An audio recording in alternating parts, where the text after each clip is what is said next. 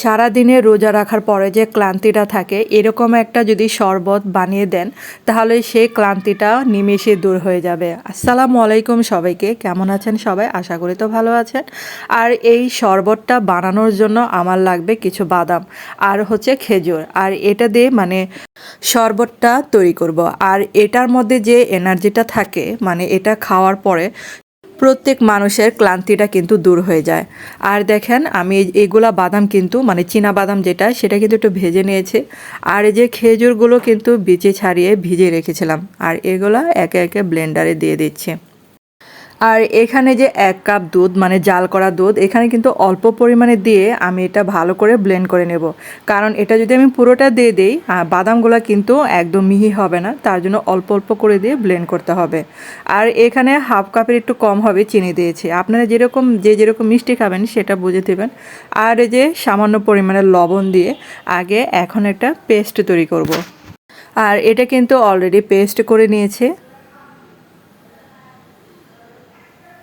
আর এখন এটার মধ্যে দিয়ে দেব যে দুধটা রেখেছিলাম সেটা পুরোটা দিয়ে দেব। আর একটু হাফ কাপ নিয়েছিলাম সেটাও দিয়ে দিলাম। তারপর কিছু বরফ দিলাম এখানে। আর এটাতে কিন্তু আমি কোনো এক্সট্রা পানি দিব না, এটা দিয়ে ব্লেন্ড করে নেব। তো এটা ব্লেন্ড করা শেষ, এখন একটা গ্লাসে ঢেলে নিচ্ছি আমি।